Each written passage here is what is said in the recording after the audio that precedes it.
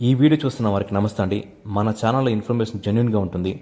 నచ్చితే సబ్స్క్రైబ్ చేసుకోండి. ఇక సమాచారం తెలుసుకుందాం. సిబిఎస్ను రద్దు చేయాలని, ప్రాథమిక పాఠశాల వ్యవస్థను పునరుద్ధరించాలని ప్రభుత్వాన్ని డిమాండ్ చేస్తూ యూటీఎఫ్ స్వర్ణోత్సవాల రాష్ట్ర మహాసభ తీర్మానించింది. కాకినాడ పిఆర్ ప్రభుత్వ కళాశాల ఆవరణలో 4 రోజుల పాటు జరిగిన ఈ మహాసభ బుధవారం ముగిసింది. యూటీఎఫ్ రాష్ట్ర అధ్యక్షులు నక్కా వెంకటేశ్వర్లు గారు అధ్యక్షతన జరిగిన చివరి రోజు ప్రతినిధులు సభలో యూటీఎఫ్ రాష్ట్ర ప్రధాన కార్యదర్శి కేఎస్ఎస్ ప్రసాద్ గారు మాట్లాడారు. ఉద్యోగ ఉపాధ్యాయులకు రావాల్సిన బకాయిల కోసం యూటీఎఫ్ కార్యాచరణ తీసుకుందని తెలిపారు. ఫిబ్రవరి 17 నుంచి ఆందోళనలు కార్యక్రమాలు మొదలు పెడతామన్నారు.